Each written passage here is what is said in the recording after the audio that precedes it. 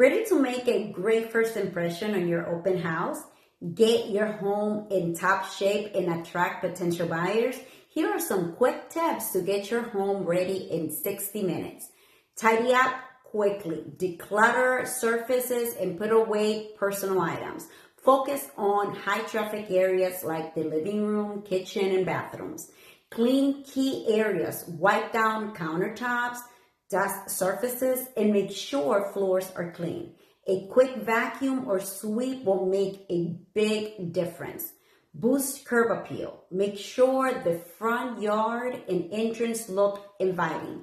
Trim the lawn, sweep the porch, and add a welcoming touch like a fresh doormat or potted plants.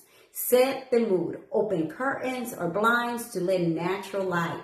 Light a few scented candles or use air freshener to create a pleasant atmosphere.